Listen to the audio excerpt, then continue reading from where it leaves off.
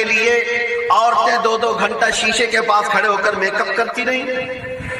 اب عورتوں کی طرف سے یہ میک اپ، لالی پاؤڈر اور کنگھیاں بالوں کو سجاتے رہے، اور تم اپنی باڈی کو بناتے رہے جیم میں جا جا کر کے۔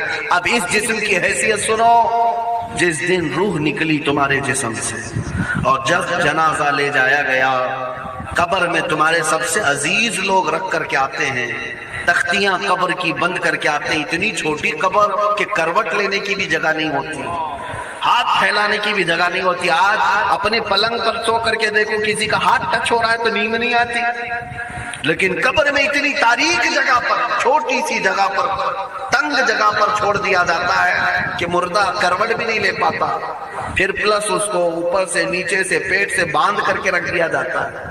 تمہیں پتا ہے اب حکماں نے جو لکھا ہے وہ سنو بزرگوں نے، جیسے ہی تیسرا دن آتا ہے تمہاری قبر کی زندگی کا، جب 3 دن گزرتے ہیں تمہاری ناک کے ذریعے سے پیٹ کی چیزیں باہر آنے لگتی ہیں، منہ کے ذریعے سے انتڑیاں یا جو بھی اندر کا لکوڈ ہے سب باہر آتا ہے۔ 5ویں دن کان کے اندر سے بھیجا نکلنے لگ جاتا ہے، یہ جو بھیجا سر کے اندر ہے وہ ختم ہو کر کے سڑ کر کے پیپ کی شکل میں کانوں سے باہر آنے لگ جاتا ہے، ناک اور منہ سے پیٹ کی چیزیں، کلیدہ، خون بن جاتا ہے، دیگر چیزیں سب کان اور ناک اور منہ سے نکلنے لگتی ہیں، اور 40 دن تو بہت دور کی بات ہے، 8ویں دن اس کا پیٹ پھٹ جاتا ہے، پیٹ پھولتے پھولتے پھٹ جاتا ہے، اور جیسی پیٹ پھٹتا ہے قبر میں کیڑے پیدا کیے جاتے ہیں۔ تم 1000 کوشش کر لو لیکن وہ کیڑے اسی کے لیے پیدا ہی کیے جاتے ہیں، ان کی غذا ہے۔ وہ ناک سے نکلا ہوا گودا، منہ سے نکلا ہوا گودا کھانے کے لیے کیڑے جمع ہو جاتے ہیں، پورے جسم پر طاری ہو جاتے ہیں۔ پیٹ جب پھٹ جاتا ہے تو اتنی شدید تعفن والی بو آتی ہے کہ قبریں بند ہوتی ہیں، ورنہ کئی لوگ صرف بو سے بیمار ہو جاتے ہیں، کئی لوگ۔ اور یہی ہمارے جسم کی حیثیت ہے، یہی ہمارے جسم کی حقیقت ہے۔ اور چند دن گزر جاتے ہیں کہ اس کی آنکھوں کی پتلیاں لٹک کر کے باہر نکلتی ہیں، اس کی آنکھوں کی پتلیاں باہر آ جاتی ہیں اور گڑے پڑ جاتے ہیں۔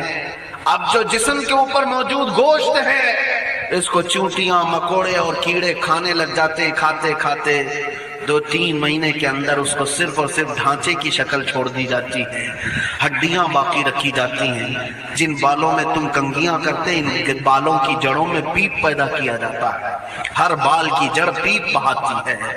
اور جن چہروں پر تم پاؤڈر لالی لگا کر کے اس کو سجایا کرتے آئینے میں کھڑے ہو کر، ان چہروں پر اللہ تبارک و تعالیٰ ایسی جھریاں پیدا کرتا ہے۔ یہ تو عام لوگوں کی بات، اور اگر گنہگار ہیں تو ان کے چہروں پر بچھو چھوڑ دیے جاتے ہیں، بچھو چھوڑ دیے جاتے ہیں۔ کئی لوگوں کی قبروں پر سانپ ان کی ناک کو ڈستے رہتے ہیں اور ان کا گودا پیتے رہتے ہیں۔ سانپوں کا عذاب، بچھوؤں کا عذاب، یا قبر کے عذاب کے ساتھ یہ جسم گلا دیا جاتا ہے، ہڈیوں کے سوا کچھ نہیں باقی رہتا۔ تم کیا سمجھتے ہو مرنے کے بعد احساس نہیں ہوگا؟ مرنے کے بعد ہر درد کا احساس دگنا کر دیا جائے گا۔ آج زندگی میں جتنا تمہیں چونٹی کاٹنے سے درد ہوتا ہے، مرنے کے بعد یہ درد 10 گنا زیادہ بڑھ جائے گا، تمہیں اور درد ہوگا، اور درد ہوگا۔ یہی جسم جو کیڑوں کی غذا بن گیا، کفن ختم ہو گیا، ہمارے جسم میں پیٹ کا گودا باہر آ گیا، آنکھوں سے کانوں سے ساری چیزیں لکوڈ ختم کر دی گئی، بھیجا کانوں سے بہہ کر کے نکل آیا، بچا کیا ہمارے پاس؟ جس جسم کو ہم سجاتے رہے، سنوارتے رہے، اس پر ہزاروں پیسے بہاتے رہے، یہ جسم 40 دن کے اندر کیڑوں کی غذا بن گیا، سب ختم ہو گیا۔ میرے عزیزو، ہر انسان کے جسم کے ساتھ قبر یہی کرتی ہے، قبر دباتی الگ ہے، کیڑوں کا عذاب الگ ہے، بچھوؤں کا عذاب الگ ہے، لیکن یہ سب کے لیے احکام نہیں۔ کچھ وہ بھی جنازے ہیں جب یہاں سے جاتے ہیں تو ہزاروں کی آنکھوں میں آنسو چھوڑ کر جاتے ہیں، ہزاروں کی دلوں کی دھڑکن بن کر کے جاتے ہیں۔ ان کے جنازے جب جاتے ہیں تو اللہ کے ملائکہ بھی، فرشتے بھی ان کے جنازے کو اٹھانے کے لیے زمین پر آتے ہیں۔ یہ کون لوگ ہیں؟ جو اپنے سینوں میں عشق مصطفیٰ کی شمع روشن کیے ہوئے تھے. جینا چاہتے تو مصطفیٰ کے لیے، مرنا چاہتے تو مصطفیٰ کے لیے. فاضل بریلوی نے کیا خوب کہا، لحد میں عشق شہ، عشق رخ شہ کا داغ لے کے چلے، اندھیری رات سنی تھی چراغ لے کے چلے. جب قبر میں جاتا ہے ایک عاشق رسول، اسے رکھا جاتا ہے، کفن اس کا بھی ہے، جسم اس کا بھی ہے، لیکن فرشتوں سے بھی کہا جاتا ہے اسے آہستہ سے جگانا، محمد عربی کا غلام ہے، رسول پاک کا وفادار ہے. اور کیڑوں کا اس کے جسم کو کھانا تو دور کی بات، فرمایا گیا قیامت تک اس کے کفن کو بھی میلا ہونے نہیں دیا جاتا. نہ تمہاری آنکھ سے، نہ تمہارے ناک سے، نہ تمہارے چہرے سے کوئی گودا باہر آتا ہے، کچھ نہیں میرے عزیزو. جسم تر و تازہ سلامت رکھا جاتا ہے. 1000 سال کیا 10,000 سال گزر جائیں، حوادث زمانہ بھی آئیں، لیکن اس کی قبر میں اس کا جسم سلامت رکھا جاتا ہے. اب تمہارے ہاتھ میں فیصلہ ہے کون سا جسم بنانا چاہتے ہو، وہ جو کیڑوں کی غذا بن جائے، یا وہ جس پر فرشتے بھی اتر کر سلام بھیجیں. میں نے خود میرے مرشد گرامی کے جنازے میں حاضری دی. حضور تاج الشریعہ بدر الطریقہ رحمت اللہ تعالی علیہ، جس مرد کلندر نے اپنی پوری زندگی عشق مصطفیٰ میں گزاری. آج تم نعرے لگاتے ہو تاج الشریعہ تاج الشریعہ، ان کے شب و روز دیکھے تھے کبھی؟ ان کی صبح اور شامیں دیکھی تھی کبھی؟ بہت پیر ہوں گے جو باہر پیر ہوں گے، اندر پیر ہوں گے، لیکن تاج الشریعہ کو میں نے اندر بھی دیکھا ہے، باہر بھی دیکھا ہے.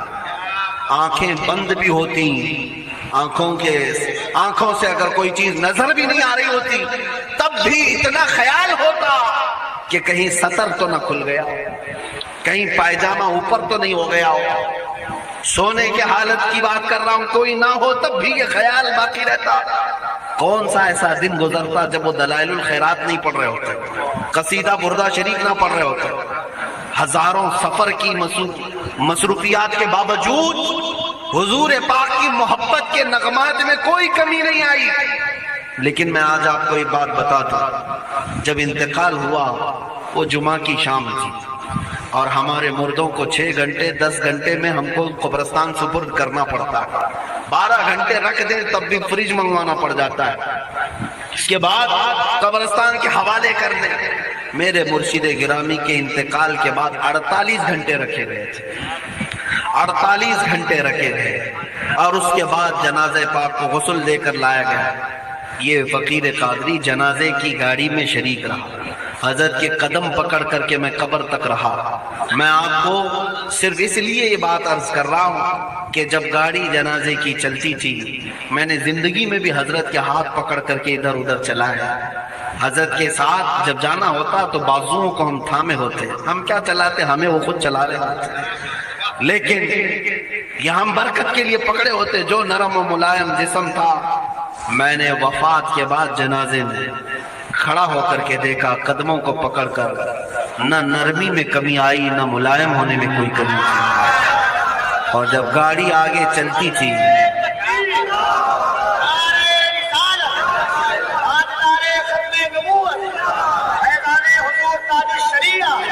جب آپ گاڑی جنازہ جس پر رکھا ہوا تھا چلتی تھی، تو میرے عزیزو زندگی میں جس طرح جسم نرم و ملائم تھا، میں نے دیکھا کہ گاڑی جب اس کے دھڑکے ہوتے تھے ادھر ادھر، تو پیٹ مبارک اور سینے مبارک ویسے ہی ہلتا تھا جیسے کسی زندے کا ہلتا. ہاتھ پر انگلی رکھے تو خون سرک جائے اور پھر اپنی جگہ پر آ جائے. یہ کوئی مبالغے کی بات نہیں کر رہا ہوں، یہ آنکھوں سے دیکھی ہوئی چیز ہے. اور قبر انور میں رکھنے کے بعد جب ان کے صاحبزادے اور داماد نکل کر کے آئے تو تھوڑی دیر کے بعد ہم نے دیکھا کہ چہرہ خود بخود قبلے کی طرف تھا.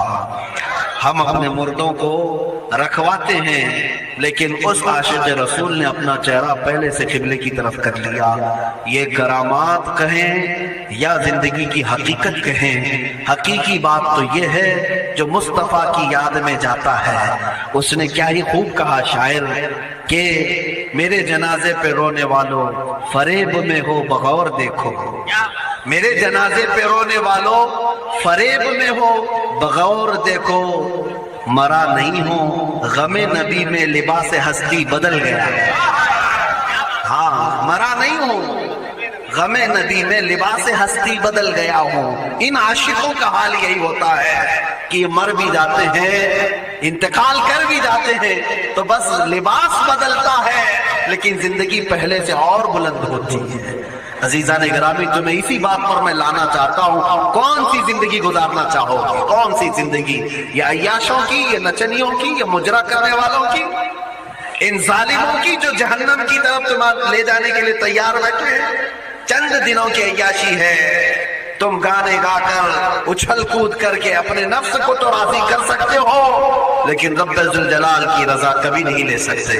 آج تم دنیا میں فلموں کی زندگی جی کر کے تھوڑی دیر کی خوشی تو حاصل کر سکتے ہو، لیکن قبر کی راحت کبھی نہیں لا سکتے، قبر کا سکون کبھی نہیں لا سکتے. قبر میں اگر سکون چاہیے تو صرف ہمارے سینوں کو ادھر حوالے کرنا ہوگا، مصطفیٰ کریم کے حوالے کرو. اب اپنی زندگی کو بدلنے کا وقت آ گیا. اے میرے عزیزو، ناموس رسالت کی حفاظت یہی ہے کہ حضور کے اخلاق کی پہلے حفاظت کی جائے، حضور کی سنتوں کی حفاظت کی جائے، حضور پاک کے نام پاک کی حفاظت کی جائے، ان کی تعلیمات، ان کے احادیث کی حفاظت کی جائے. جس طرح صحابہ کرام نے اپنی جانیں قربان کر کے حضور کی عزت کی حفاظت کی ہے، آج وقت آیا ہے ان ظالموں کی طرف نہ دیکھنا. یہ بھونک بھونک کر کے تمہیں جگا رہے ہیں، بیدار کر رہے ہیں. میں جواب دیتا رہوں گا انشاءاللہ، لیکن ساتھ میں ان حادثات کو اپنے لیے ایک الگ انداز سے دیکھتا ہوں. اگر کوئی کتا کسی مندر کے گوفے میں بیٹھ کر بھونکتا ہے اور میرے نبی پاک کی عظمت پر حملے کرتا ہے تو درد تو ہوتا ہے، لیکن ساتھ میں عقیدہ بھی تو ہمارا یہ ہے، رہے گا یوں ہی ان کا چرچا رہے گا، رہے گا یوں ہی ان کا چرچا رہے گا. بڑے خاک ہو جائیں جل جانے والے. یا رسول اللہ، تو گھٹائے سے کسی کے نہ گھٹا ہے نہ گھٹے گا، جب بڑھائے تجھے اللہ تعالیٰ تیرا. مٹ گئے مٹتے ہیں، مٹ جائیں گے آدھا تیرے، نہ مٹا ہے نہ مٹے گا کبھی چرچا تیرا. یہ کتے کتاب لکھ کر کے کہتے ہیں محمد عربی کا چرتر، ان کے اخلاق، ان کے کردار برے تھے، اور ایسی کوئی چیز نہیں ہے اسلام میں جس سے امپریس ہو کر اسلام قبول کیا جانا چاہیے. محمد صلی اللہ علیہ وسلم کے نام کو اسلام سے ہٹا دینا چاہیے. ان ظالموں کو میں جواب دینا چاہتا ہوں، اے مسلمانوں، یہ تمہیں جگانے کے لیے آ رہے ہیں، یہ تمہیں بیدار کرنا چاہ رہے ہیں. اب اٹھو اور یہ بتاؤ تم کہاں کہاں سے میرے نبی کو مٹاؤ گے، کہاں کہاں سے. ارے ہمارے گھروں میں بچوں کی ولادت بھی ہوتی ہے، کان میں اگر ہم اللہ کا نام لیتے ہیں تو ساتھ میں محمد کا بھی نام ہے. ہمارے بچے جس دن اس دنیا میں آتے ہیں، اذان ان کے کانوں میں دی جاتی ہے تو اللہ کے نام کے ساتھ محمد کا نام بھی آتا ہی ہے. ہماری اذانیں، ہمارے نماز کو بلانے والی آوازیں، تم کیا مٹا پاؤ گے محمد عربی کے نام کو؟ یہ ہزاروں نہیں کروڑوں اذانیں بار بار دن میں دے دے کر کے یہ بتاتی ہیں کہ تم واللہ محمد عربی صلی اللہ علیہ وسلم کا ذکر تم کبھی الگ نہیں کر سکو گے. ذکر خدا جو ان سے جدا چاہو نہ جدی ہو، واللہ ذکر حق نہیں کنجی سطر کی ہے. حضور پاک کا نام